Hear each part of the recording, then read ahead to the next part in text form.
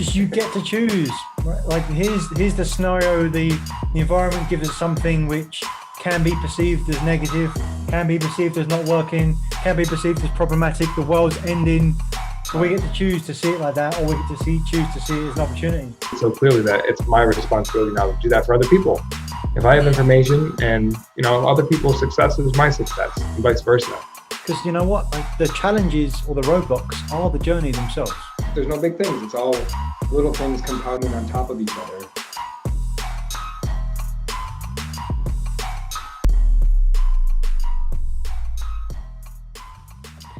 Colleen Murphy grew up in Cary, North Carolina, and currently lives outside of Baltimore.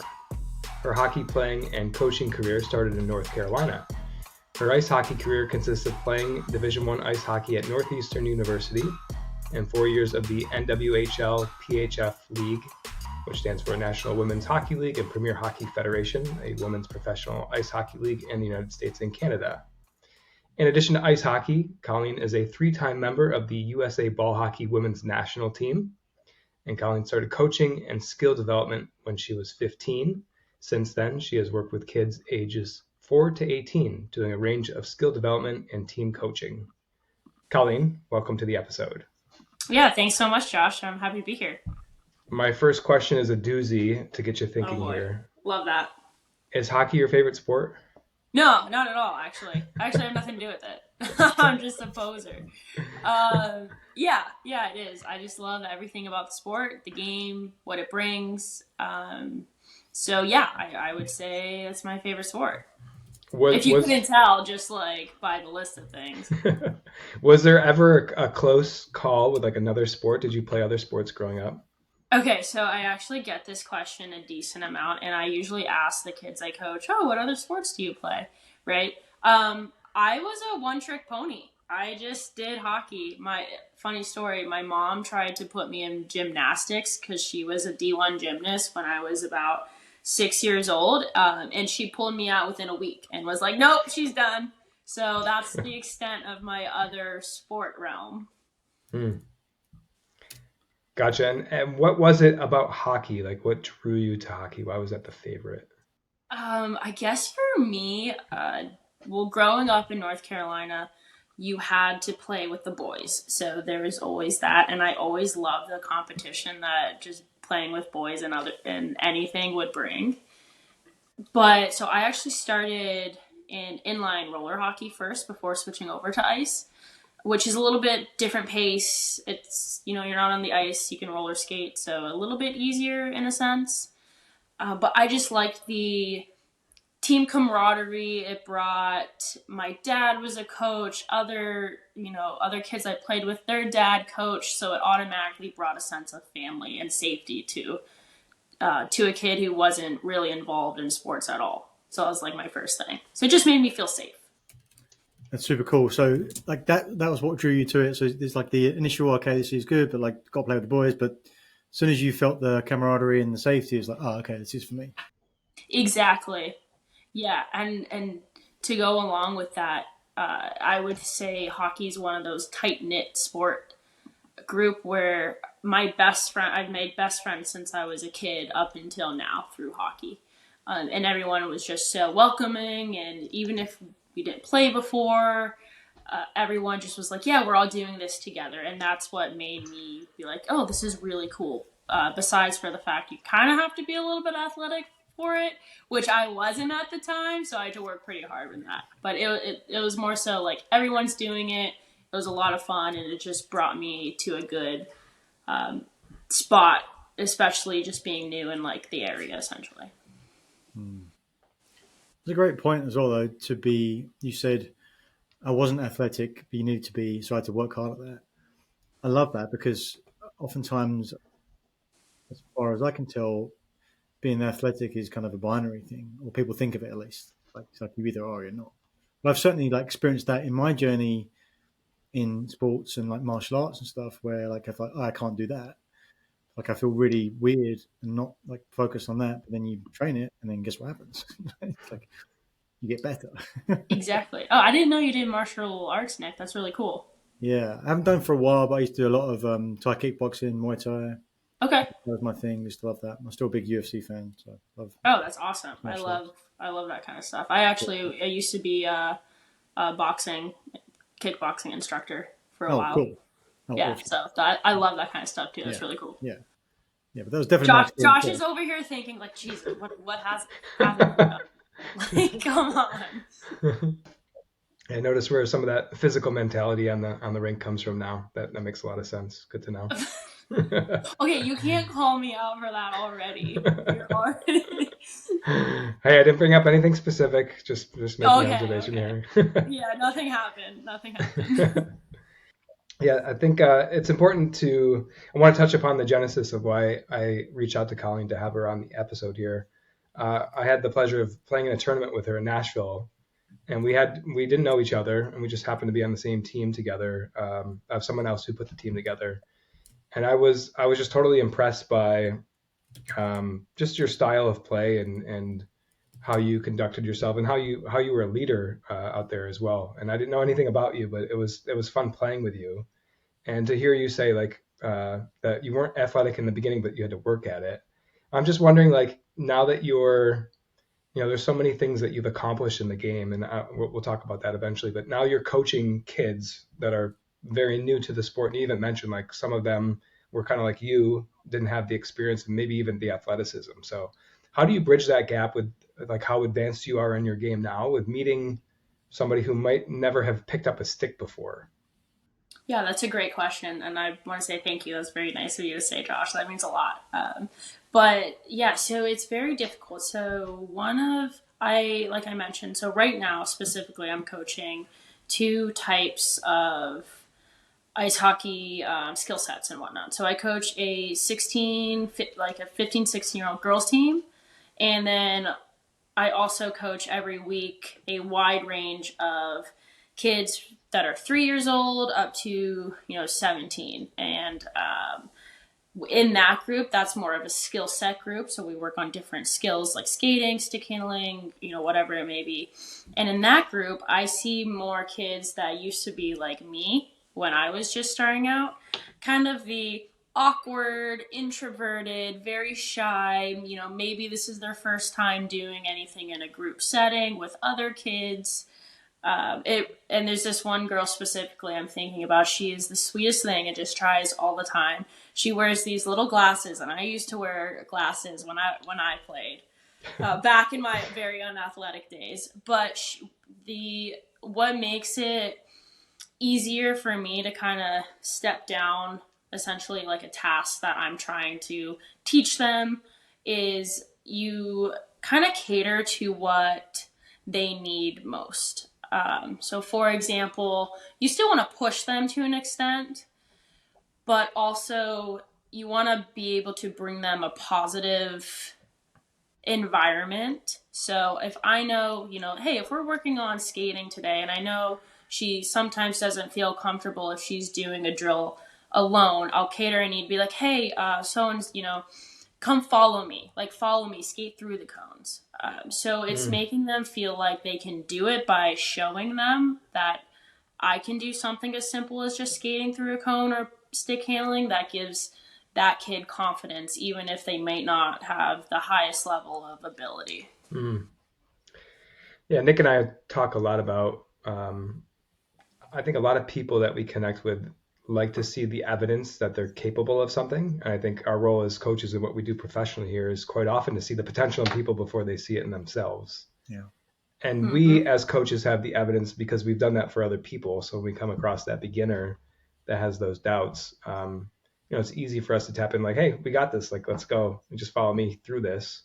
Yep. And yeah, I just think that's an interesting observation. I'm wondering if Coach Nick might use ice skating references now in his coaching practice. We'll have to monitor that as we go, because he's from across the pond, right? In a pond that usually doesn't get frozen, aka the ocean. So you can't play ice hockey in the Atlantic Ocean. But I was just challenging him with that one. Yeah, I did play hockey when I was at school a little bit. I don't know what Did type you? of hockey we would call it. Yeah, I don't know if there's an English hockey that's different. I don't know if it's different or what. Whether it's just ball hockey like you refer to it as, but yeah, for sure. I mentioned the accolades, Colleen. When we did the intro, shared some of your experiences, but we didn't really hit on like the accolades or like championships or anything like that. So maybe this is just for the audience to get an understanding of how Mm-hmm. much success that you've had, and maybe even how you define success. I'd love you to just brag on yourself a little bit. Like, what have you accomplished with these teams over the You're kind years? of putting me on the spot. I I know. think I don't like to brag about myself. Well, so what I like about hockey first is just like it is a team sport, and you can always rely on your team for anything. So I guess I've always measured success as to how my team is doing. That was in college, in the professional leagues, and even now through my ball hockey career, I'm very much like, oh, my club team, we've won, like 5 tournaments in a row. Like that's success to me.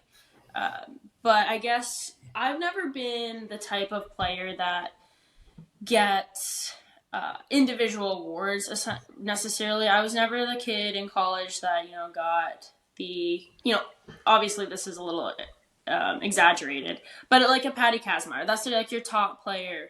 Like I was nowhere near that. But I got I got a couple honorable mentions for like a Hockey East award, which that was great. And then in the pro leagues, I never got anything crazy, but more so what I'm finding through ball hockey actually is kind of where my individual skill has been noticed a little bit more. So I've won, just in some of the cool hockey tournaments, I've won, most valuable defenseman or most valuable female in a co-ed division. So that's the extent of my, individual type of accolades. More so as a team. So in college, there's a tournament called the Bean Pot, which is where all 4 Boston teams play each other. My team, we won 2 years in a row. So we won a Hockey East regular season championship. And then really that's kind of all the big ice hockey championships that I've ever been a part of. I've never won anything crazy like a national championship or been to NCAAs or things like that. But I guess for me too, just making the ball hockey tournaments, making Team USA, that was a big accomplishment for me. I've never been in a situation like that before. And then just kind of pushing myself to try to be better and maybe, be on a top line or be wherever. Like that's how I can define my own individual for success. But yeah, I'm mostly I feel like I'm kind of a team player. Like I'll brag about that. I'm a team player, and we'll go with that.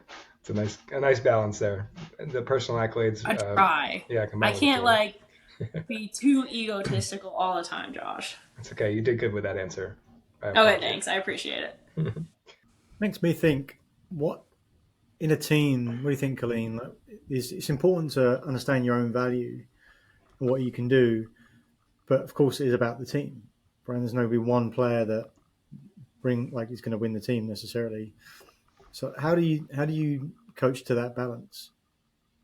That's actually such a good question, Nick, because you got to think about it, right? So in a team, you have your individual players, and they all have their individual skill sets. Yep. So as a coach, I need to recognize what each of my kids bring to the table and what situations they will thrive at, or what situations I want to give so and so a chance to excel at, right? Because maybe they've been doing, hard work and I want to see them excel in a certain situation that they might not be necessarily used to or comfortable in.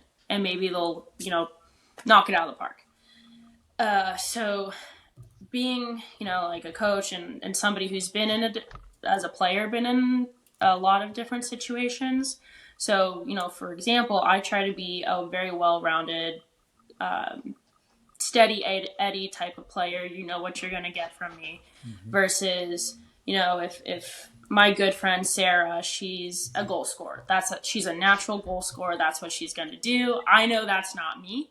So that's her.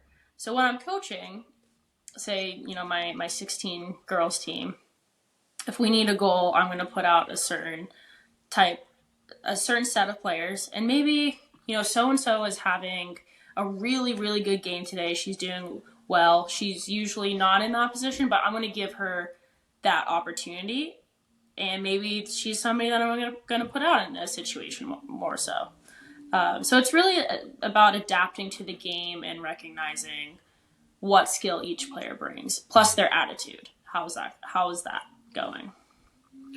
Yeah, it's so funny how that ties so much into business and how people that I work with.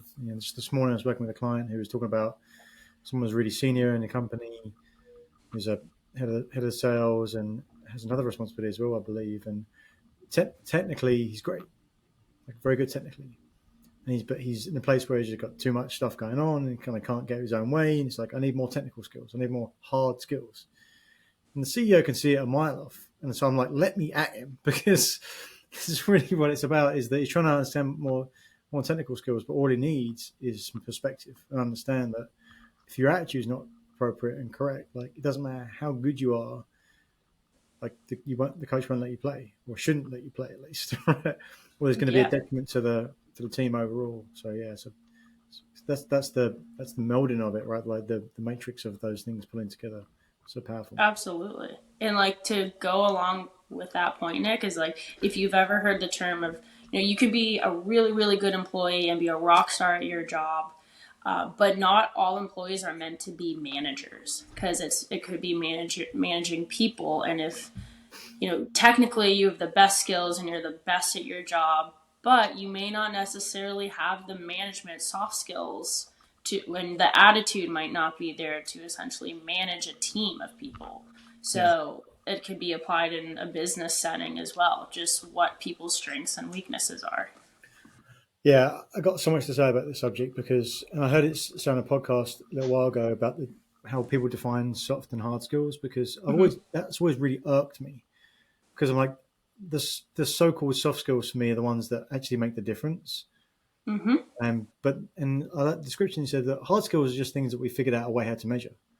We just call them soft skills because we haven't figured out a good way to measure them. So that's pretty cool. I like that. So the way I think about it is like the hard skills start you off, but it can only get you a certain way, 30, 40, 50% of whatever it is.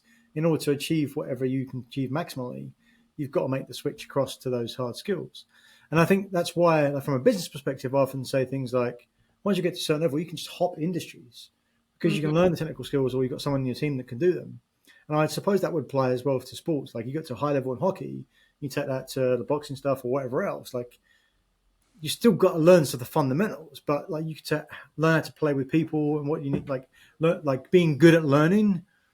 Those sort of things are kind of in there. So those transferable, like soft skills, just so powerful.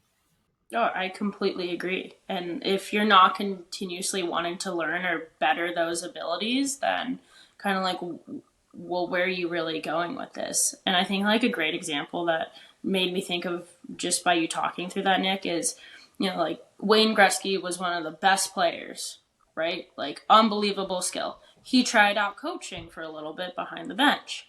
Didn't necessarily go so well for him. He didn't really have that type of mold. Now, he's doing other things with hockey, like, general manager or whatever, owning, but he wasn't necessarily cut out to be a coach down on the bench. And which is crazy to think about, because you're like, wow, somebody with so much knowledge, so much skill, and they're not really meant to be a coach. I was like, well, everybody's different. Sometimes maybe he didn't want to necessarily work on those skills. Right? So it's just very interesting to kind of put the pieces together like that. And what do you think about this as well? Because I heard this recently, and it's like that's very true. Right? The longer you're doing something, the more reps you've got, the more depth you've got, the more it becomes naturally to you. The harder it is to train someone on it, right? Because it's like the old analogy about someone trying to go work out for the first time. And they're like, I can't work out because I've got to go look up, find where a gym is.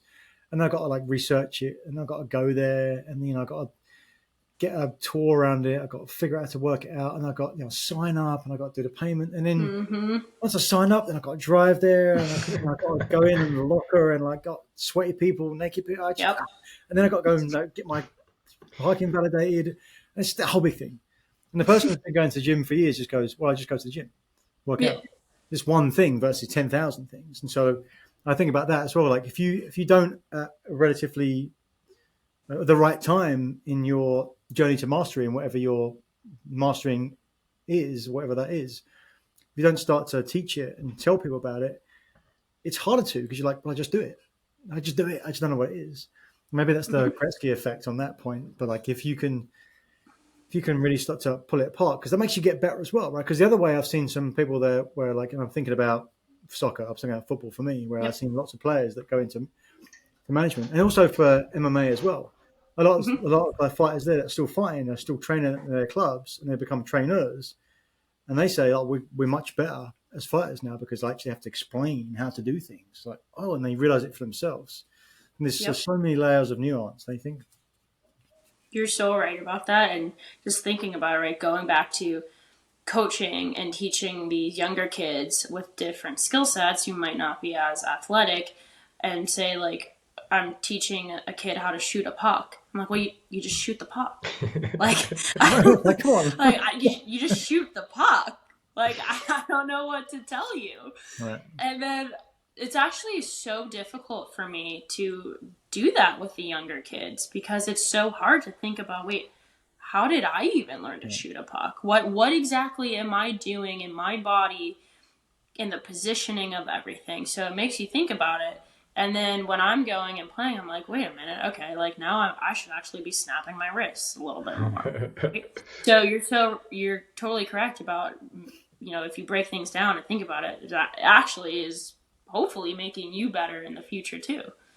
I've noticed that with my ball hockey coaching with the youth is like being descriptive of how to walk through like a wrist shot, for example, like what it should feel like off the stick, and that, you should feel it this way, and where are you aiming? Oh, you're just shooting. Like pick a target out because you're probably more accurate than you think. Like all these little tools that like I don't even think about anymore. So I just think that it's such an interesting point to like go back to that beginner's mentality. And then to your point, I've noticed that too. Like, oh, like I don't do that with my backhands. Like I need to follow through or to like whatever that is that I'm teaching. So there's like good principles hidden in the simplicity of just the fundamentals. And sometimes it makes sense to go back to like that beginner's mindset of like being like a kid, like feeling like a kid. Mm-hmm. Can you teach me how to shoot a ball? Because I still can't figure that backhand, out. forehand, wrist. Like what are you looking for here? Wrist shot, all of it. I mean, shooting a ball is way harder than shooting a puck. I've seen Colleen shoot. She's being modest. She's got a great shot. Does she score a lot? Maybe not, but we won't go. We won't do that. Yeah. I'd like to stick on the youth conversation because that's another thing that we have in common here. The same type of conversation, really, that we just had with like being a player. I thought of this earlier, so I just want to make the point real quick. Like a good player doesn't necessarily make a good captain. So like I think like a lot of the best players think they have that road, and it's like, well, there's a lot more to leadership than just being the best player out there.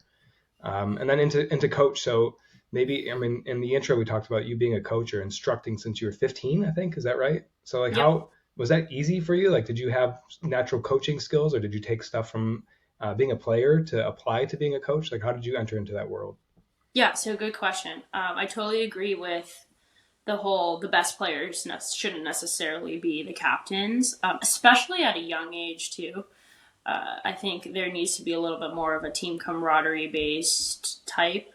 But to go back when I was 15, so over the summers, I would come home to North Carolina, and one of the camps that I did as a development as a kid, it's called Primetime Hockey. They're based out of North Carolina, well, actually Toronto, but they came and set up a system in Raleigh. And they asked me if I wanted to start coaching and just like doing skill development with them, since I've done their camp since I started playing when I was 8. And they're like, it would be really good if you did our summer camps, did some private lessons. So I was like, okay, like I'll give it a shot. Like I'll make a little bit of money out of it over the summer, just like a summer job. I didn't know anything about coaching or working with kids or doing anything like that. And at first, when I was a kid, I was definitely more introverted than I am now. Just really? Being a little dorky and whatnot, and not like fully confident. But what So I started off like a little bit quiet, and I would learn from my other instructors, and they would help me. And what I realized is doing that at a young age actually brought me out of my shell and gave me more confidence to be like, oh, like, okay, I actually know what I'm talking about. I can speak up. These kids aren't gonna like judge me because they don't really know what they're doing. So it wasn't like a thing where, oh, I'm worried about messing up. It was just more so a confidence builder. And as I got used to it, so I really liked doing skill development, skating, puck handling, whatever that may be. That was kind of my realm. And I did that from when I was 15 to 18 through this company. I did it every summer with them. And I just got better and better and better as it went on. And that's what I found out that I like to do with hockey. I coached like an actual team here and there, like with some tournaments, but I was never a full-on assistant coach or head coach in a team setting. So actually this year for my Montgomery Ice Devils, that's what we're called, 16 team, I wasn't going to coach them because I'm like, well, because I thought about it, I was like, I just like doing the skill stuff. That's kind of what I'm good at. I like to explain things. And then like, I've never loved being behind a bench or running a practice, strategy, working with parents, the worst, right? Like I just didn't think I was good at that. So when the opportunity came about for me to be an assistant coach for this girls team, I was like, maybe I should just give it a shot, try something new, challenge myself, and see how it's going. And honestly, it's been one of the best things I've done so far because the kids are awesome. The people in the organization are great. They've been so welcoming, and it's honestly just so much fun. It's like I like being behind the bench because, well, now I get to like yell at the kids, but I also get to make them better. So, so I've had a very wide range of different coaching opportunities. And never once was I going to be like, yeah, like coaching is what I want to do. No, it's more so like a fun side gig for me where I can give back to the game. Has there been any surprises with the value that you offer or give as a coach that you didn't think about? Like you mentioned, like you love the skill development. I guess I'm thinking of like, when you build a team out and coach them, there's like culture and, we're familiar with like the term locker room presence of like certain specific players. So how has that grown, or like what is an example of something that you didn't expect that you helped build when you actually took the role? Yeah, so I obviously didn't know any kids coming into this, like brand new, which is kind of scary if you're like, they kind of already have played with each other. I'm the newbie here. I don't know how my personality is going to mesh with them, what types of kids are on the team. So I was just really thrown into it. And what I've really recognized is, number one, is the group of girls that I'm coaching are really good kids. I mean, 15, 16-year-olds, girls at that age, it could go one way or the other, right? They're all like crazy in their own way, but they really are good kids, and I think that's where it starts. And they were, I think after like the first tournament, we did a tournament really early on, and they knew my background, but they still like, I gotta be a part of them, right? So after the first tournament, they opened up. Like I showed vulnerability to them. I made sure I kind of like talked to each kid, get to know them a little bit. And what I found with them is how much they actually do appreciate. Like one of them told me the other day, I'm going to miss a couple games in the next coming weeks for some travel, like Thanksgiving and holidays and whatnot. And she was like, wait, you're abandoning us to go home? Like you have a real life, not just us? I was like, well, yeah, I have a real life. And then she's like, wait, you have friends that just aren't us? I thought we're your world. I was like, okay, like we're being a little bit dramatic, but it just they make me feel really wanted and valued. And what I've realized is things that I tell them, they actually take to heart, and it's not necessarily the skill sets or like the hard stuff. It's if I pull a kid to a side and I see, maybe they had a tough shift, just kind of the emotional aspect of it too.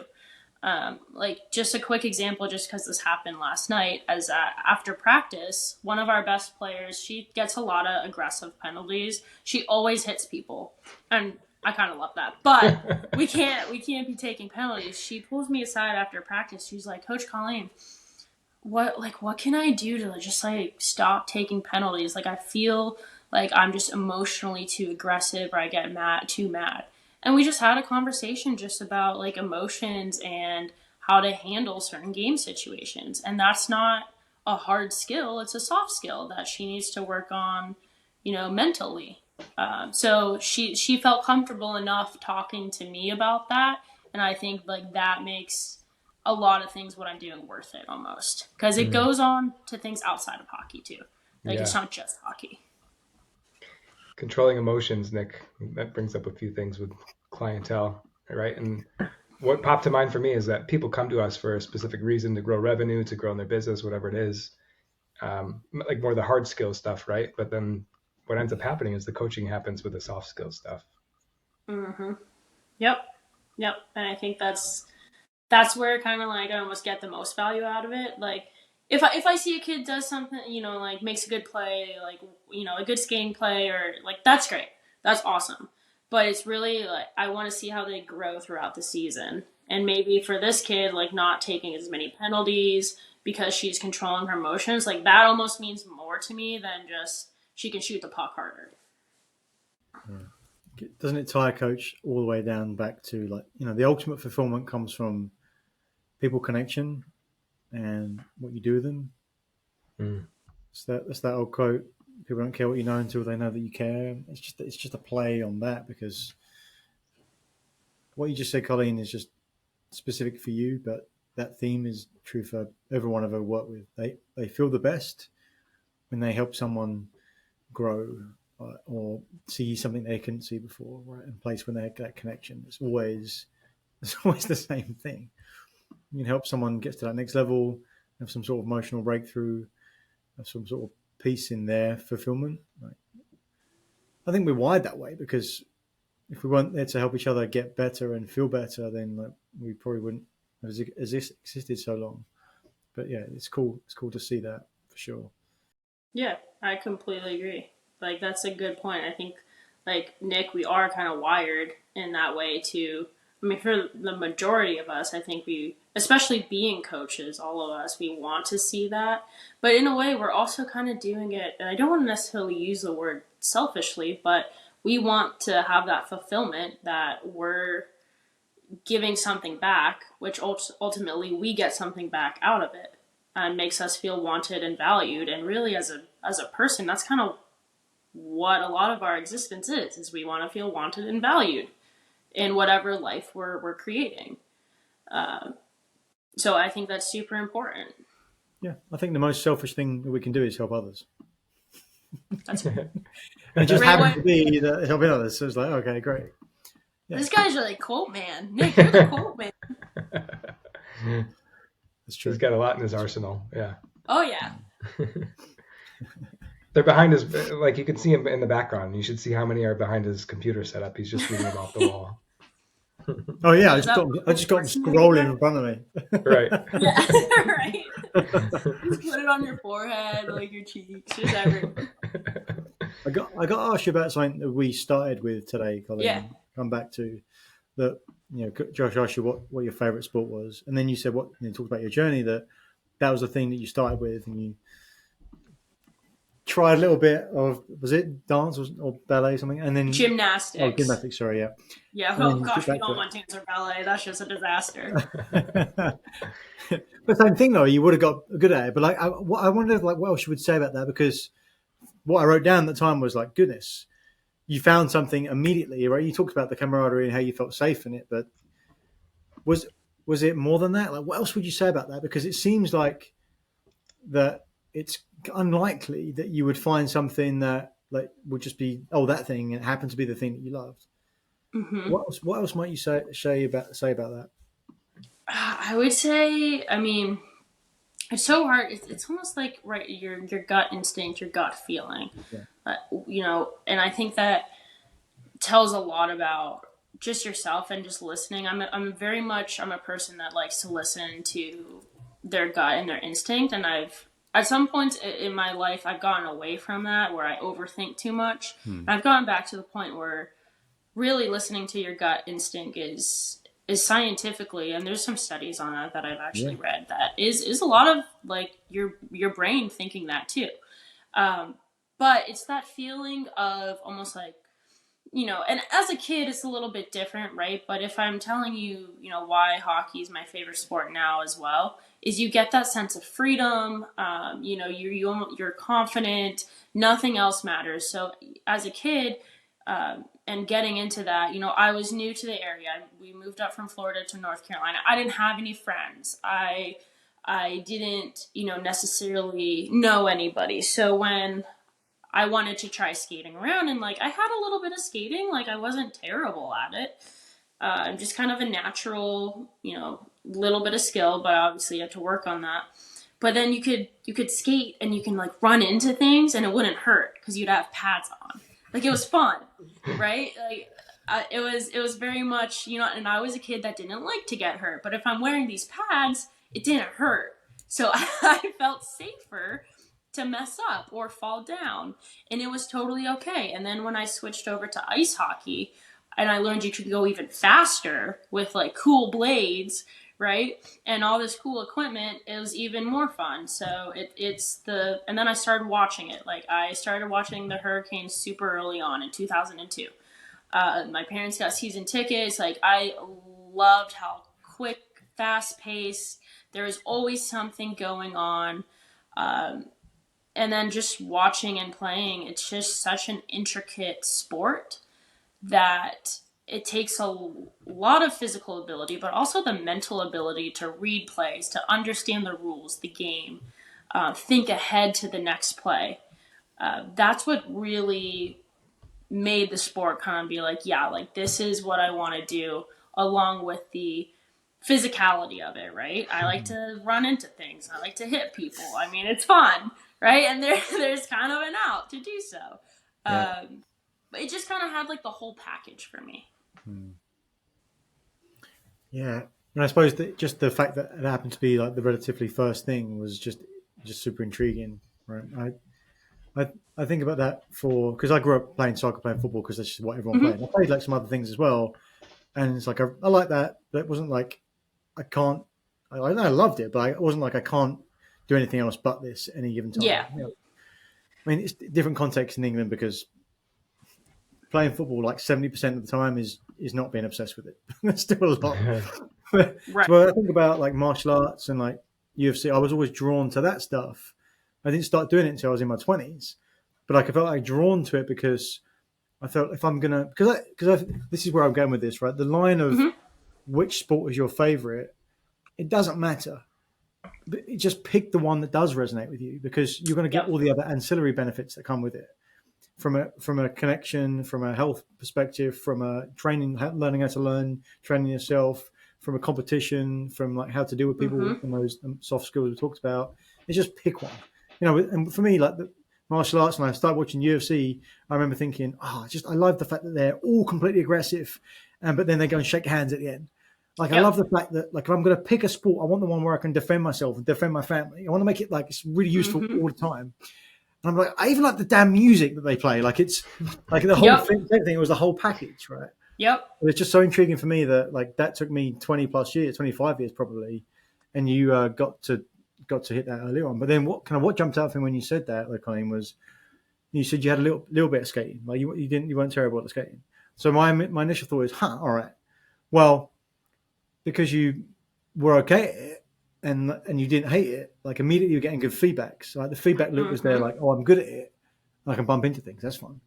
And then so you do it again and you get more confidence and certainty. You do it again and then you get better at it. So you do it again. Like in this cycle where it's like, okay, as long as certain things fit in, as long as you're good at it from the start and you're getting good feedback, you can get better at it. You're only going to just keep that cycle, which I think is so super interesting because people that stop themselves doing things or don't think it's for them, just like the athletic thing, right? And like you had a drive to go, if your observation was that it wasn't necessarily a place of massive strength for you, but you had enough momentum through playing hockey that it was worth it you getting there. Like Coach, I always often tell that story. Coach Josh, I would often tell that story about like my running thing, right? And like because of that, I didn't because of Muay Thai required running. I didn't want to run, but I had enough leverage on myself to do some of it at least. And so like I just find it so fascinating. So people that are listening, watching, whatever it is that you're interested in, if you think that you're not good at it, you're not doing it, it's like, well, that may be the case, but part of the reason why you're not good at it is because you're not doing it, not because you're not good at it. That's why you're not doing it.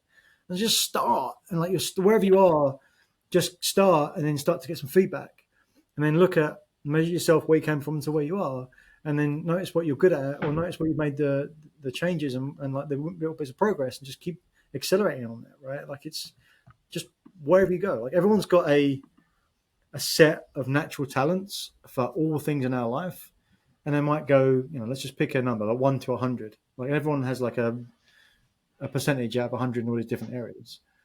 And but no one, it's not like we come with a handbook, like, oh, this person is good at this. It's not like a computer game where said this person's really good at being fast. Go pick them. Yep. So you don't know, right? So you got to throw it out. You can't take that. You've got to go, this is the thing I like, I'm interested in, and just go all in, and then you get to a result, right? Like whether it's the absolute pinnacle of that chosen field, or it's just to build a life doing that thing. Like who's to say which one's better? But either way, like you're gonna get better. Like if you do something you love, you're gonna get better. You do something enough with enough intensity, you're gonna get damn good at it. You're so right about that, and that could be anything. It could be a sport, it could be a hobby, it could be legit like anything you want that to be, as long as you're putting yourself out there and getting that feeling of, oh, like, yeah, okay, like I like this, or I get this kind of instinct feeling like, okay, well, maybe I'm not the best at it right away, but I like it and I have fun and I want to do it again. Like pickleball, right? Say like, okay, try pickleball, and like I may not be very good at it, but it's fun and I like to do it, and the more I do it, I'm gonna get better at it if I play it, right? It's funny, Nick, that you mentioned the running aspect, because when I first heard about ball hockey, this was back in 2018. Never heard of ball hockey before. I was just an ice roller hockey player. Didn't know ball hockey existed. And then when I was told about it, and they're like, oh, yeah, it's the same thing as hockey, but you have to run. Like, I play ice hockey for a reason. I don't run. Like, that's not why I play hockey. And I was like, man, like I've always hated running. I've always been terrible at it. Every, pre-programmed testing, running, sprint thing, I was awful. I was so bad. It was miserable for me. But I'm like, okay, I mean, like I love hockey. This is a cool, different opportunity to challenge myself. And I just went ahead and did it. And it's taken me to so many cool places. And like, here I am. Now I like ball hockey better than I do ice hockey. And people are always like, oh, but you have to run. I'm like, yeah, but it's not that bad. If you're chasing someone or someone's chasing you, I promise you will start to run and you'll be fine. And to that extent too. So not only do I get the feeling of being in a game in a hockey sense of everything of hockey that I love, I'm actually in like way better shape, because physically it's just better. Like you're running, you're doing sprints. It's like HIIT training, but you're having so much fun doing it. So it's mentally, emotionally, and physically, whenever you're finding this type of sport or whatever it is that makes you feel that way, your entire mind-body connection is actually going to improve as well. And that's like most important for a lot of people. And especially like as an adult, it's hard to try new things. People get scared, and like just go out there and like put yourself out there, because a lot of the times there's so many other people in the same situation as you that are scared, and you might meet new people and make new friends out of it that can actually bring you to a better place and new opportunities that you just never know about. I think that's going to be my takeaway, Colleen. I think you hit it. You nailed it right there. That's it. It's difficult to do it as an adult, and you build muscle like that you want to take from like childhood through that. If you keep doing it, it will still be there for you and only get stronger, but it tends to be do less because the cycle of life like changes a bit. So yeah, that's definitely it, right? Like the message is go out there and get uncomfortable and do the things that excite you because you can. Like the first piece, you may not like it might be hard. Like I think about you said it's if you like you can still see yourself getting good at it even if you're not good to start. Like if it's fun. I remember when I first started doing martial arts, I was like, I want to be good at this, and I'd be scared of doing it and go in there and go like, I'm terrible at this, and like I keep getting hit in the face. Like it's like this is not fun. It actually wasn't fun. But I'm like, I know it's gonna be right, and like that's important as well, right? It's like, maybe that's not. Maybe it'd be a different equation for a kid. Maybe that'd be slightly different. Sure. Like they're going to get quicker, better anyway, and if they need the fun to be part of it. But I mean, so I think about any part of your life that you're going to get better at it if you just stay the course. That first piece is always going to be the most difficult. So yeah, great message. Thank you so much. You're totally right. I'll hop in with a takeaway, and then we'll let Colleen grab the last word here. I think you both mentioned this about instinct. And asking that question, just listening to your answer, Colleen, about hockey and why hockey. I think when I'm out there, I'm not thinking. I'm just like I'm reacting, but I'm also not reacting. It's like more of a proactive thing. Like the ability to read plays and to anticipate is like what I love about it. And it feels like there's so many different positions on the court, on the rink, on the ice, whatever. That like the uniqueness of what you're reading depends on where you are and what you're experiencing in your perspective, and that's what I love about it. And that I've seen videos of other people I don't know, hesitating, or like you can see them thinking. And I think when you're looking at somebody who's just like in the flow of things, it just happens natural to them. And I think that's what you and I have in common with the sport. But then I love what you said about like tucking something in that is maybe not such a favorite of like running. Nobody likes running, right? But like it's like there's benefits of it, right? Yeah, it's easier to bump into people, right? To make contact when you're on your feet. So there's benefits of it. So you accept or tuck in those maybe not so desirable things wrapped around like the instinct of the game. And that's just an observation that I'm making about why we love the sport here. Yeah, I totally agree. So I'd love for you to share a takeaway or a reaffirmation of a principle that we talked about today. And I also had another question, maybe just wrap this all together, but I'd like to know what else there is for you to accomplish, how you think of that as like a player or coach, or with your resume already, like what else are you looking to accomplish in your hockey career?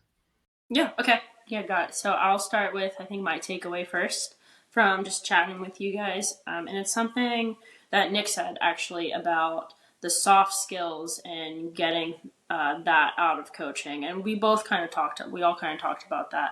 But I think especially when working with kids and even as adults too, depending on what kind of coaching you're doing, developing those soft skills and the underlying part of a personality, being open to emotions and not, there's this stigma where it's like you always have to be hard or as a coach you have to be tough and like not show emotion or that you care. But in reality, if you open up and you're vulnerable, and this could be for anyone in any type of setting, you're going to find human connections when you're more vulnerable than you are by putting on a tough, hard persona, really. And that's really more so what, in life, at least for all of us, is we want to kind of make human connections, whatever those are. We want to feel heard and wanted. And by working on soft skills with kids, adults, and with yourself,